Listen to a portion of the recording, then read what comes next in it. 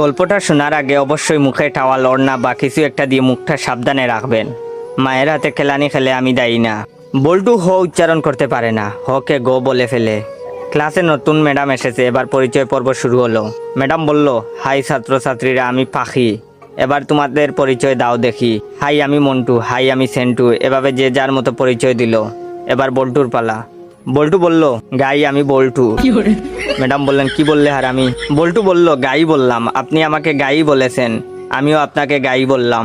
Madam বললেন, কি তোর সাহস কি করে হলো আমাকে গাই বলতে? কে তোকে এসব বলতে বলেছে, বল আমাকে। বল্টু বলল, প্রধান শিক্ষক, তিনি বলেছেন ম্যাডাম এসে সবাইকে গাই বলবে, তোমরাও ম্যাডামকে গাই বলবে। বল্টুর কথা শুনে ম্যাডাম কাটা শুরু করলো। এমন সময় পাশের ঘর থেকে হেড স্যার আসলো। হেড স্যার আবার ক বলতে পারে না, ক কে প বলে ফেলে। হেড স্যার এসে বললেন, কি ব্যাপার ম্যাডাম এভাবে পাচ্ছেন যে? প্রথম দিনেই ম্যাডাম রে এভাবে